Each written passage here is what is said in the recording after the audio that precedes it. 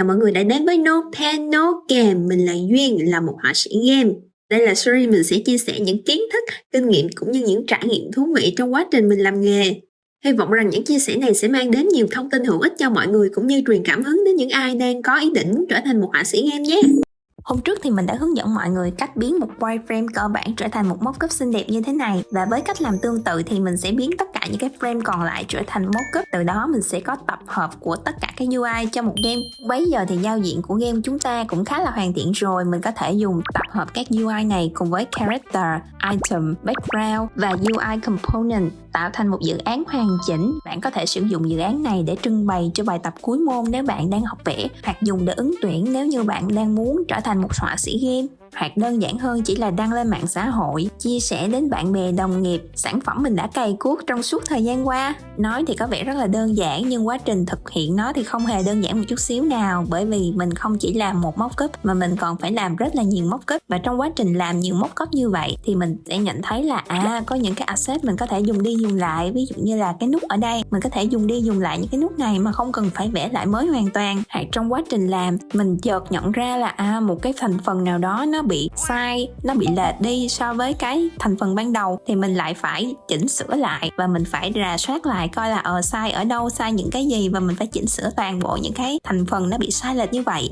Thế nên để quá trình làm nhiều mockup của mình đơn giản và dễ dàng hơn, mình sẽ làm thêm một cái nữa, đó là design system. Đúng với tên gọi, design system là hệ thống thiết kế, tức là tập hợp của tất cả những cái thứ liên quan đến thiết kế trong game của mình. Ví dụ như là color palette, là typography, từ những thứ hữu hình như cái đường line mình sử dụng trong UI của game là đường line trơn, hay là nó là gạch nối, hay là nó là đường chấm, đến những thứ vô hình như spacing and padding, từ những thứ lớn lao như cả một cái pop-up như thế này đến những cái chi tiết rất là nhỏ như là cái độ cong, cái độ bo góc của những cái hình vuông này. Nghe thoáng qua thì có vẻ là design system khá là giống với style guide, bởi vì nó cũng đều quy định về những cái vấn đề chung nhất về mặt thị giác. Và như có đề cập trong nội dung của bài nói về style guide thì có một số game họ có style guide không chỉ cho character environment mà còn có style guide cho cả UI. Tuy nhiên style guide thì thường chỉ quy định về mặt hình ảnh và được sử dụng nội bộ trong team art với nhau, còn design system sẽ được sử dụng cho cả team art,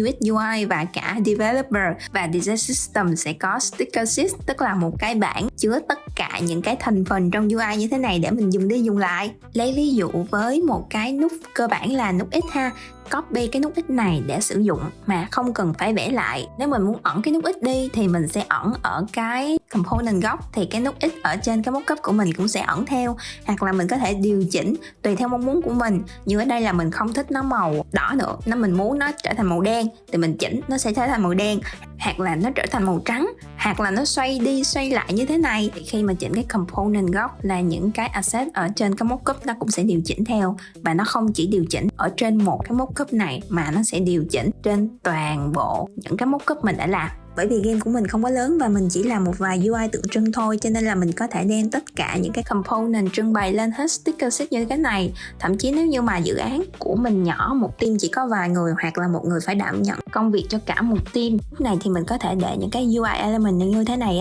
kế bên cái màn hình mockup luôn. Thì lúc này developer họ sẽ dễ nhận diện và thao tác hơn. Người ta sẽ biết là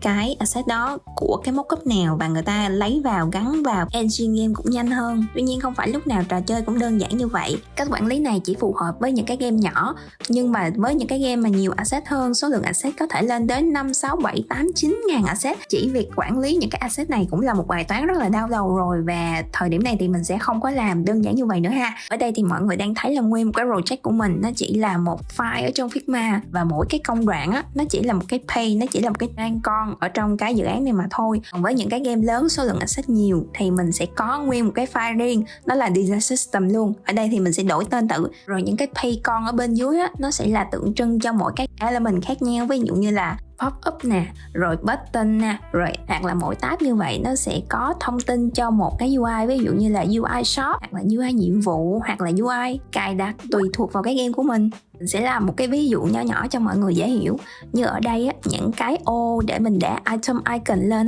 thì mình sẽ có những cái slot như thế này. Nếu như mà trên cái sticker sheet mình chỉ có đơn giản như thế này thôi thì mình sẽ có 4 cái ô tượng trưng cho 4 màu, ra 4 trạng thái và có những cái icon liên quan. Nhưng mà nếu như mà mình mình làm chuẩn chỉnh hơn á, dễ nhìn hơn á, quy củ hơn á, thì mình sẽ phải có một cái tab riêng cho slot item. Xong rồi mình sẽ quy định là trạng thái cơ bản, trạng thái mặc định thì nó sẽ là như thế nào. Xong rồi ví dụ như mà mình có những cái trạng thái như là hover chẳng hạn thì màu sắc thay đổi ra sao, hoặc là ví dụ như là cái trạng thái khi mà cái vật phẩm trên cái ô đó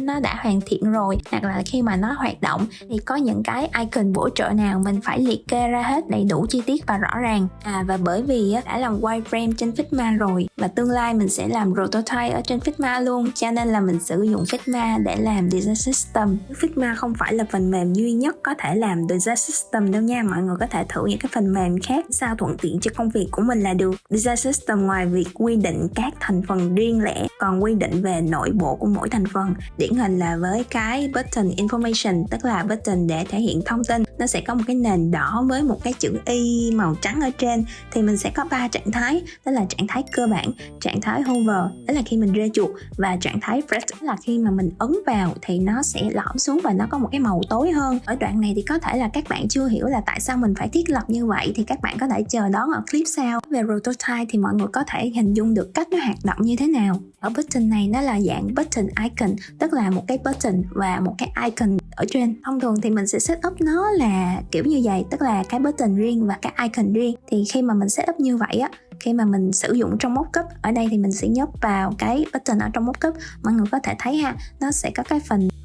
nút gạt qua gạt lại để mình hiển thị là có icon hay không. Đó, tắt thì nó không có icon, mở lên thì nó có icon. Rồi trong nội bộ cái icon thì mình có thể click chọn ở đây để mình thay đổi cái icon mình mong muốn. Ví dụ như là mình đang đổi từ inventory sang shop, từ shop sang home và từ home trở về lại inventory, thì đó là thiết lập cá nhân của mình. Tuy nhiên trong quá trình làm việc thực tế thì không phải lúc nào mình cũng thiết lập như vậy. Đôi khi á, mình sẽ được yêu cầu là mình sẽ soạn nó ra đầy đủ như vậy luôn, tức là mình sẽ để sẵn icon trên mỗi cái button như vậy và tạo nó thành một cái bộ button như thế này. Thì cái này nó cũng sẽ không có đúng hay là sai, mà nó sẽ phụ thuộc vào quy trình làm việc, tức là team UX UI phải thảo luận và thống nhất cái cách làm nào phù hợp và thuận tiện cho tất cả mọi người. Sau đó trao đổi với team developer. Ở góc độ của các bạn lập trình viên á, thì các bạn cũng có thảo luận nội bộ dựa vào quy trình làm việc của từng team và giữa các team với nhau á, cùng với cái engine game mà mình sẽ có cái cách làm nào nó hỗ trợ công việc tốt nhất có thể. Nên design system không phải là một cái hệ thống áp đặt máy móc rập khuôn dùng cho tất cả các game, cũng không có hệ thống chuẩn nhất hay là hệ thống chính xác nhất, chỉ có hệ thống phù hợp nhất,